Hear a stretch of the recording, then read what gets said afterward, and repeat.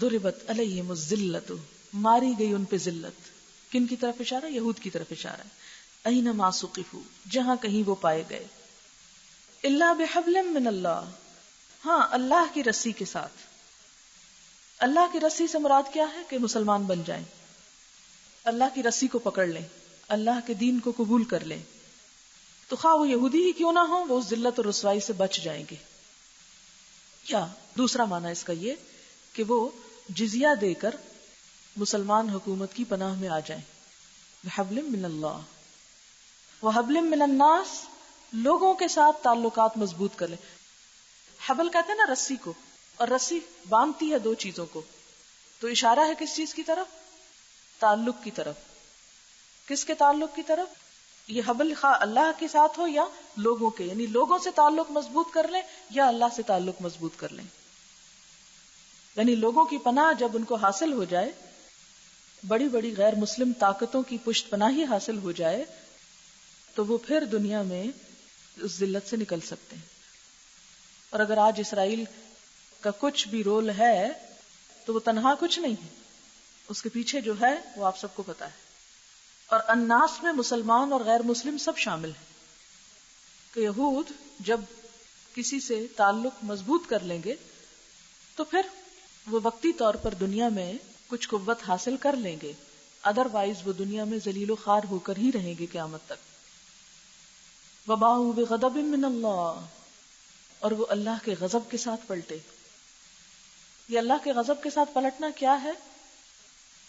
جیسے پہلی سورۃ الفاتحہ میں آپ نے پڑھا غیر المغضوب علیہم، یہ اس کی طرف اشارہ ہے کہ اللہ کی ناراضگی ان پر ہوئی.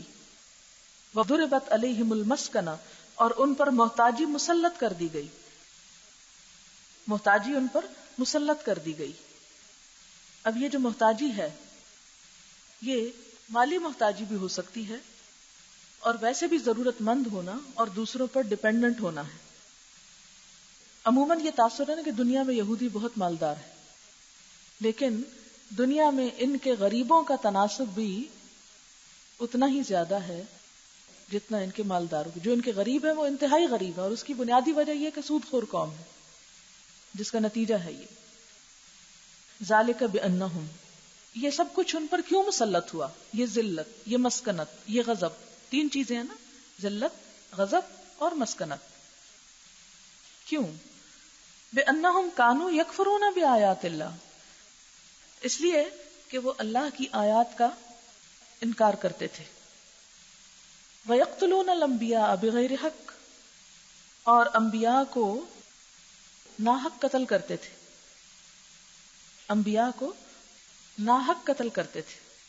یعنی دو ان کے بڑے بڑے جرائم: اللہ کی آیات کا انکار، نبی صلی اللہ علیہ وسلم کا انکار، قرآن کا انکار، اور اپنے وقت کے بھی انبیاء کی باتوں کا انکار. اور دوسری طرف انبیاء کو ناحق قتل کرنا، جو بھی دین کا پیغام پہنچائے اس کو ختم کرنا.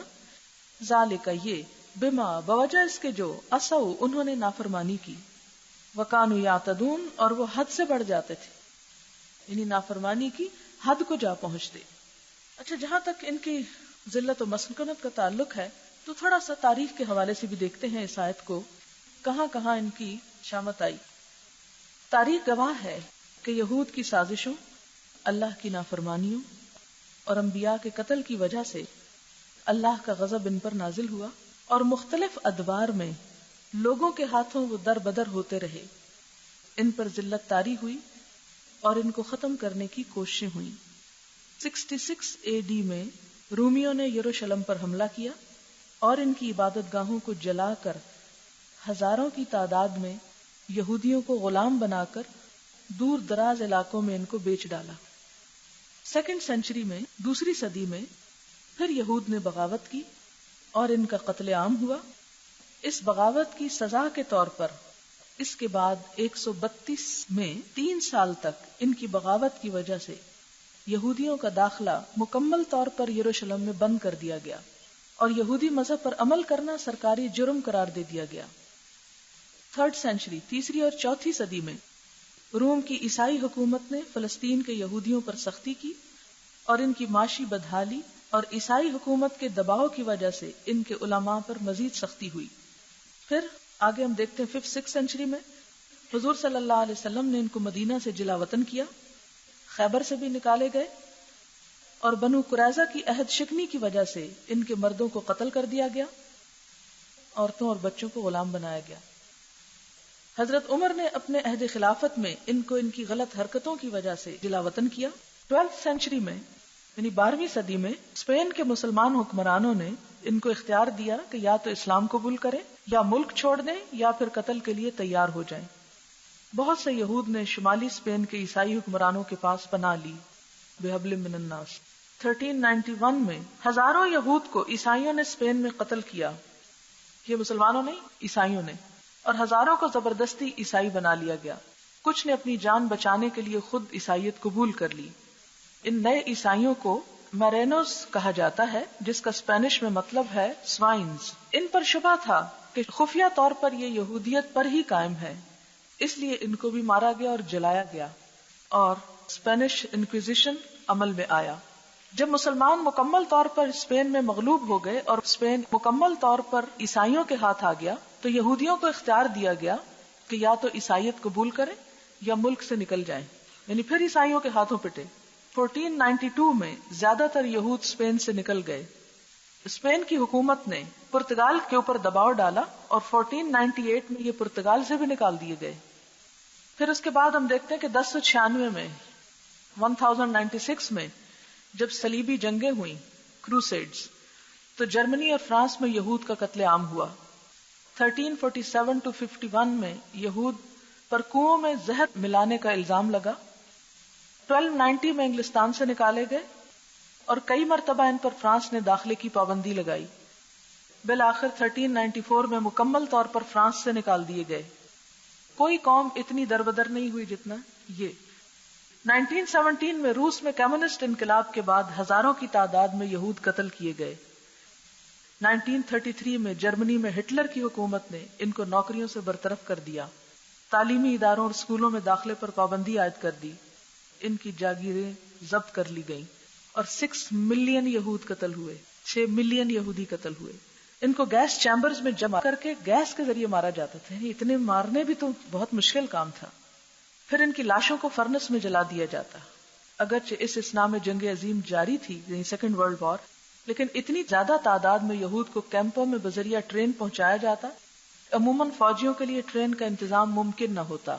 ان کی جانیں لینے کے ساتھ ساتھ ہولوکاسٹ نے مشرقی اور وسطی یورپ میں ان کی تمام کمیونٹیز کو مکمل طور پر تباہ کر دیا، جو ان کے تعلیمی اور مذہبی ادارے تھے اور 1000 سال سے قائم تھے، ان کو بھی برباد کر دیا گیا۔ اس کے علاوہ مہاجرین پر مغرب نے اپنے دروازے بھی بند رکھے۔ نازی ہولوکاسٹ کا بنیادی مقصد تھا یہود کا یورپ سے مکمل اخراج اور ان کا خاتمہ، اور چونکہ وہ یہودیوں کو حقیر سمجھتے لہٰذا ان کی اس پالیسی سے اہل یورپ نے تعاون کیا۔ اٹلی، رومانیہ، ہنگری اور دیگر یورپی ممالک نے بھی جرمنی کو فالو کیا اور یہودی اقلیت کو قتل کرنا شروع کر دیا۔ کوئی بھی ان پالیسیوں کے خلاف منظم مظاہرہ نہ کر رہا تھا، اور اس خاموشی کا مطلب یہ تھا کہ وہ ہٹلر کے خلاف نہ تھے۔ 20 جنوری 1942 میں 15 نازیوں نے بالآخر طے کیا کہ تمام یہودیوں کو مشرقی یورپ کے کیمپوں میں نکال دیا جائے، اکثریت کو قتل کیا جائے، اور جو بچے ان سے اتنی سخت مشقت کرائی جائے اور اتنی کم خوراک دی جائے کہ یہ مر جائیں۔ مرنے سے پہلے یا بعد ان کی تمام قیمتی چیزیں مثلا لباس، زیور، سونا، حتیٰ کہ عینت تک چھین لی جاتی تھی۔ تو یہ ہے وہ داستان جس پر قرآن نے یہ کہا، ضربت علیہم الذلۃ اینما ثقفوا، جہاں کہیں بھی پائے گئے ان پر ذلت مسلط کر دی گئی، الا بحبل من اللہ وحبل من الناس، ہاں کبھی بچے تو ان میں سے جو مسلمان ہو گئے، یا پھر انہوں نے جب لوگوں سے اپنے تعلقات درست کیے تو اس وقت ان کو کچھ پناہ ملی۔ وباؤوا بغضب من اللہ وضربت علیہم المسکنہ ذالک بانہم کانوا یکفرون بآیات اللہ وَيَقْتُلُونَ الْأَنْبِيَاءَ بِغَيْرِ حَقٍّ ذَلِكَ بِمَا عَصَوْا وَكَانُوا يَعْتَدُونَ۔ اللہ کی نافرمانی کا دنیا میں بھی یہ انجام ہوتا ہے بحیثیت قوم کے۔ آج مسلمان جو ذلیل و خوار ہے، یہ بھی اس وجہ سے کہ اللہ کے احکام کی نافرمانی کھلے عام کر رہے ہیں۔ لیکن جب ہم اطاعت کے رستے پر ہوئے، اللہ کی طرف رجوع کیے، تو اللہ کی مدد پھر دور نہیں۔ لیکن سوال یہ پیدا ہوتا ہے کہ آج اگر مسلمان یہود کے ہاتھوں پٹ رہے ہیں تو یہ ہمیں اپنے آپ کو ناپنے کا ایک پیمانہ ہے کہ ہم کہاں پہنچ چکے ہیں. ان کا اصل مسئلہ کیا تھا؟ ذالک بما عصوا وکانوا یعتدون. اور ہمارا بھی اصل مسئلہ یہی ہے، ہمیں اپنی اصلاح کی ضرورت ہے. کیا پھر حل یہی ہے کہ ہم صرف قانون بناتے جائیں؟ قانون بنانے سے کچھ نہیں ہوگا. نبی صلی اللہ علیہ وسلم قانون کی کتاب نہیں لے کر آئے تھے، ادارے نہیں بنے تھے، انسان بنے تھے. ہمیں انسان پیدا کرنے کی ضرورت ہے، انسانوں کی اصلاح کی ضرورت ہے. جس معاشرے میں انسان اتنے پتھر دل ہوں کہ انہیں کسی غریب کی بھوک، بیماری، تکلیف، کسی چیز کا احساس نہ ہو، وہاں پر خوبصورت سے خوبصورت باتیں اور یہ سب کچھ بےمانی ہو کر رہ جاتا. تو مجھے تو بہت عرصے سے یہ کنوکشن ہے اور میں اس بات پہ کنونسڈ ہوں، جب تک سوچ نہیں بدلتی ہمارے معاشرے کی، اللہ سے تعلق مضبوط نہیں ہوتا، تو سارے مادی وسائل ہوتے ہوئے بھی ہم دنیا کی فقیر ترین قوم ہی رہیں گے. تو جب تک ہماری نیتیں درست نہ ہوں، جب تک ہم اللہ سے ڈرنے والے نہ ہوں، اس وقت تک کچھ بھی نہیں ہو سکتا. تو ہمارے لیے، ہم میں سے ہر شخص اور ہر فرد کا یہ فرض بنتا ہے کہ جو کچھ اس کتاب میں ہے اسے ہم دوسروں تک پہنچائیں، ان کو جگائیں، انہیں جھنجھوڑیں، ان کے ضمیر بیدار کریں، ان میں انسانیت پیدا کریں. پھر ہی اصلاح ہو سکتی. کیوں نہیں رحمت ہوتی اللہ کی؟ اس لیے نہیں ہوتی. کیوں نہیں برکت آتی؟ اس لیے نہیں آتی کہ ہم خود سب سے بڑھ کر خائن ہو چکے ہیں. اور مسلمانوں کے یہود سے پٹنے کی بھی اصل وجہ یہی ہے کہ یہ دیکھیں نا کتنی واضح بات ہے کہ اللہ کی لعنت ان پہ، غضب ان پہ، ذلت ان پہ، مسکنت ان پہ، سب کچھ.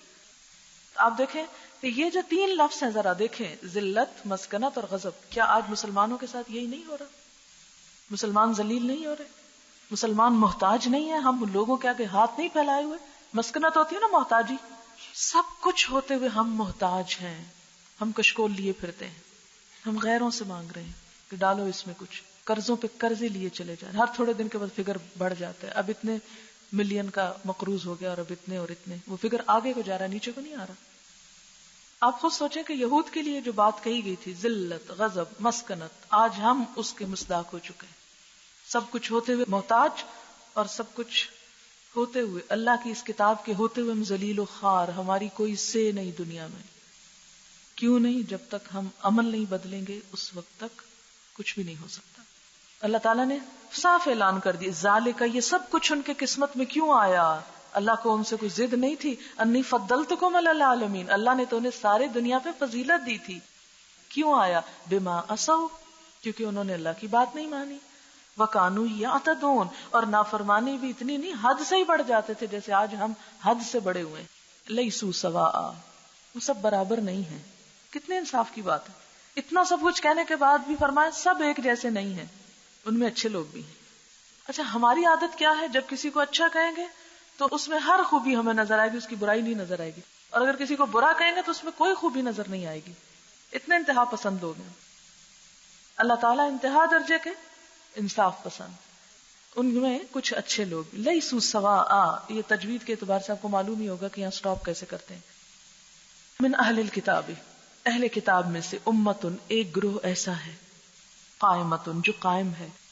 کس پر قائم ہے؟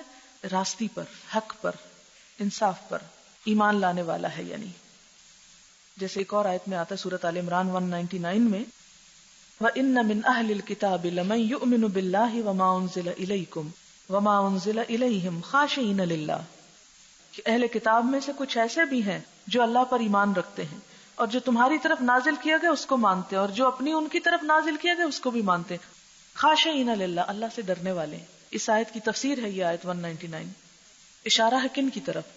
عبداللہ بن سلام، ثعلبہ بن سعید، اسید بن سعید، اسد بن عبید، جو مسلمان ہو گئے تھے. اور آج بھی آپ دیکھیں کہ کچھ نہ کچھ ان میں سے مسلمان ہو جاتے ہیں. اس کی ایک بڑی مثال محمد اسد ہے، یا مریم جمیلہ ہیں، یا اور بھی کچھ ہوں گے جو ان نون ہوں گے، کہ جب حق ان کے سامنے آتا ہے تو سارے اپنے بائسڈ کلچر کے باوجود وہ اسے قبول کر لیتے ہیں، سب مخالفت کے باوجود.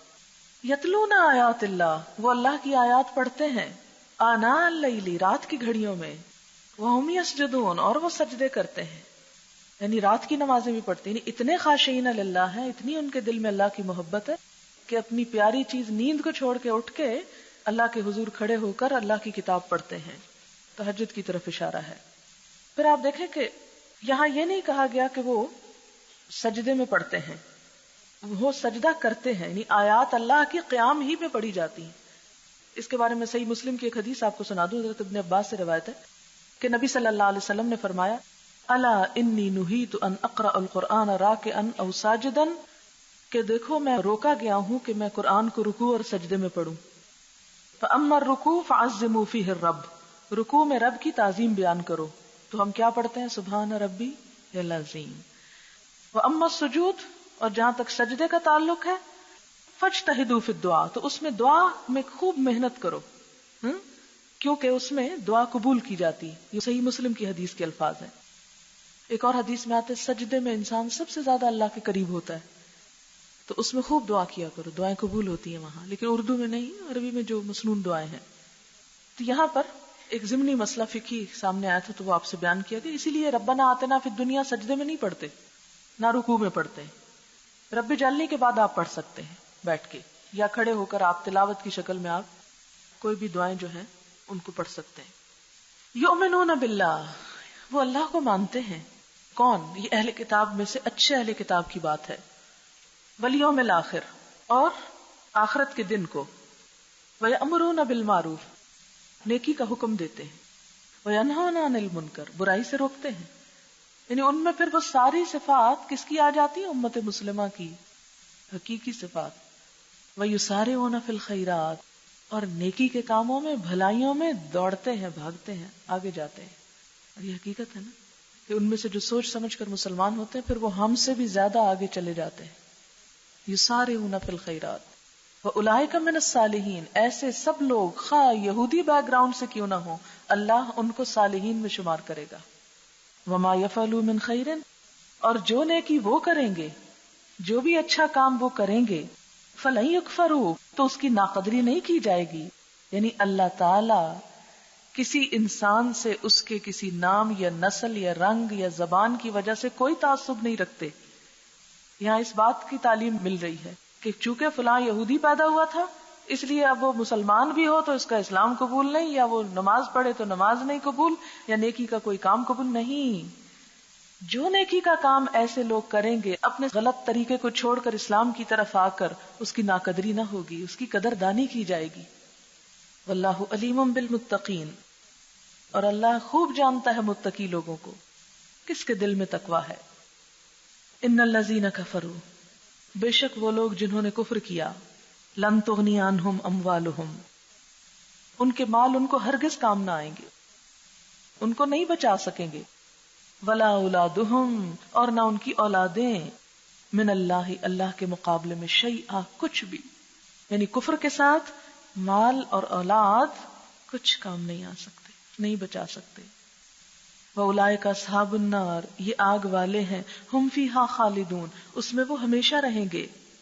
آپ دیکھیں کہ کچھ مذاہب ایسے ہیں کہ جن میں یہ تصور پایا جاتا ہے کہ بیٹا عذاب سے بچا لے گا. مثلا ہندو اور جین مت، جین مذہب کا معلوم ہے نا، جین لاہور میں جین مندر نہیں ہے، جو جین مذہب ہے نا ایک، اس کے فالوورز، ان میں یہ گمراہی پائی جاتی ہے. اور ان کے اندر اولاد نرینہ کی بڑی اہمیت ہے، بیٹوں کی، اور انہی سے ہمارے اندر شاید بہت زیادہ آ گئی. ویسے تو اکثر قوموں میں، عربوں میں بھی تھی، لیکن خصوصاً ہمارے اندر شاید وہیں سے اثرات آئے. وہ کہتے ہیں کہ لڑکا ہی مرے ہوئے باپ کو پانی دے دے کر عذاب سے چھڑاتا ہے. ان کا مذہب کیا، عقیدہ کیا ہے کہ لڑکا پانی دے کر مرے ہوئے باپ کو عذاب سے چھڑاتا ہے. منو جی کا یہ قول کتابوں میں ہے کہ بیٹے کو سنسکرت میں پتر کہتے ہیں، ہمارے یہاں پنجابی میں شاید کہتے ہیں کچھ، اس لیے کہ وہ باپ کو پت یعنی دوزخ سے نجات دلاتا ہے. پت سنسکرت میں دوزخ کو کہتے ہیں، تو پتر جو دوزخ سے نجات دلائے. ہم بہت سے لفظ بولتے ہیں ان کے نقالی میں، لیکن ہمیں پتہ نہیں ہوتا اس کا لفظی معنی، حقیقی معنی کیا ہے. اسلام نے اس عقیدے کی تردید کی اور کہا کہ نہیں، لن تغنی عنہم اموالہم ولا اولادہم من اللہ شیئا، نہ مال نہ بیٹے. جیسے قرآن پاک کی ایک اور آیت میں آتا ہے، یوم لا ینفع مال ولا بنون الا من اتى اللہ بقلب سلیم، جس دن مال اور بیٹے کچھ کام نہ آئیں گے مگر جو اللہ کے پاس دل سالم لے کر آیا. مثلو مثال ما ينفقون جو وہ خرچ کرتے ہیں. کون؟ کس کی طرف اشارہ ہے؟ کون خرچ کرتے ہیں؟ یہ اہل کتاب یہود، اللہ کو نہ ماننے والے. فی هذه الحیات الدنیا اس دنیا کی زندگی میں اپنے مقاصد کی تکمیل میں وہ بہت مال خرچ کرتے ہیں. فرمایا کہ یہ سب کچھ کس طرح ہے؟ کمثل ریح ایک ہوا کی طرح، فیہا سر جس میں پالا ہو. پالا کیا ہوتا ہے؟ سخت ٹھنڈ، سخت سردی. اصابت حرث قوم وہ ایک ایسی قوم کی کھیتی کو جا پڑے، ظلموا انفسہم جنہوں نے خود پہ ظلم کیا، فاہلکتہ پھر وہ اس کو ہلاک کر دے. یعنی ان کا یہ سب کچھ کس کی طرح ہے؟ کھیت کی طرح.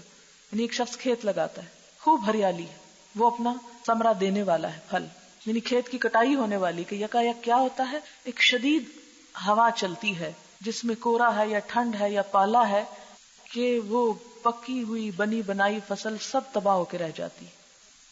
اسی طرح ان لوگوں کے ساتھ کیا ہوگا کہ یہ جو کچھ بھی مال لگا کر دنیا میں بنا رہے ہیں وہ آخرت میں برباد ہو جائے گا، کچھ بھی ہاتھ نہ آئے گا.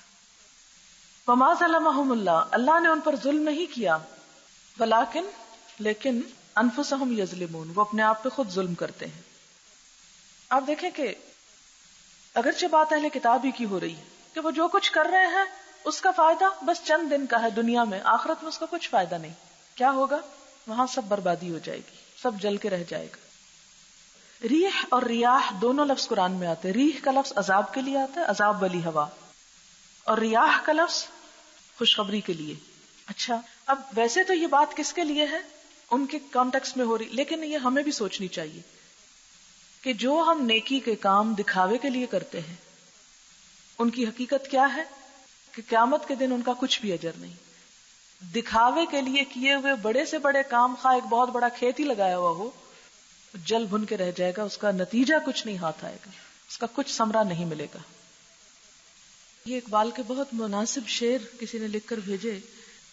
فرقہ بندی کے بارے میں اقبال فرماتے ہیں، منفعت ایک ہے اس قوم کی، نقصان بھی ایک، حرم پاک بھی، اللہ بھی، قرآن بھی ایک، ایک ہی سب کا نبی، دین بھی، ایمان بھی ایک، کچھ بڑی بات ہے ہوتے جو مسلمان بھی ایک. فرقہ بندی ہے کہیں اور کہیں ذاتیں ہیں، کیا زمانے میں پنپنے کی یہی باتیں ہیں. بہت ہی اچھا ہے. پلیز ایسے کوئی بھی کمنٹس ہوں تو ضرور دیا کریں تاکہ ایک بات کو زیادہ اچھے طریقے سے واضح کیا جا سکے. اچھا جناب، اس کے علاوہ ایک اور کسی نے لکھ کر دیا ہے ولا تفرقوا کی مثال. مولانا احمد علی لاہوری دیوبندی مسلک سے تعلق رکھتے تھے جبکہ مولانا داؤد غزنوی اہل حدیث تھے. مولانا احمد علی عید کی نماز مولانا داؤد غزنوی کے پیچھے پڑھتے. ایک مرتبہ مولانا داؤد نے مولانا احمد علی کو فون کیا کہ میں چند ساتھیوں کے ہمراہ آپ کی مسجد میں آ رہا ہوں. نماز کا وقت قریب تھا. مولانا احمد علی لاہوری نے اپنے ساتھیوں کو جمع کیا اور کہا، مولانا داؤد ہماری مسجد میں آ رہے ہیں، انہیں اجنبیت کا احساس نہ ہو، اس لیے آمین اونچی آواز سے کہنا. دوسری طرف مولانا داؤد غزنوی نے اپنے ساتھیوں سے کہا، ہم مولانا احمد علی کی مسجد میں جا رہے ہیں، وہاں ان کا لحاظ کرنا اور زیادہ وہابیت کا مظاہرہ کرنے کی ضرورت نہیں. وہاں پہنچے، نماز شروع ہوئی تو سورۃ فاتح کے اختتام پر مولانا داؤد اور ان کے ساتھی خاموش تھے، مگر مولانا احمد علی لاہوری کے مقتدیوں کی آمین سے مسجد گونج اٹھی. یہ تھا علماء کا ایک دوسرے کے لیے احترام. وہ اجتہادی معاملات میں ایک دوسرے پر کفر کے فتوے نہ لگاتے تھے بلکہ دلوں میں وسعت تھی. اختلافات تو موجود تھے مگر ایک دوسرے کے گلے نہ کاٹتے تھے. اور جب تک علماء کے اندر یہ وسعت رہتی ہے امت بٹتی نہیں. امت کا بٹنا، امت کا قصور کم ہے، علماء کا زیادہ ہے جو ان کے اندر اختلاف کا بیج بوتے ہیں. یہ چھوٹے چھوٹے ایکسپیرینس جو حقیقت میں بہت بڑے ہیں، یہ آپ سب اپنی زندگی میں کریں گے اگر آپ واقعی صرف ایک سچی خالص نیت کے ساتھ اللہ تعالیٰ کی طرف رجوع کریں. وآخر دعوانا ان الحمدللہ رب العالمین. سبحانک اللہم وبحمدک، نشہد ان لا الہ الا انت، نستغفرک ونتوب الیک. والسلام علیکم ورحمۃ اللہ وبرکاتہ.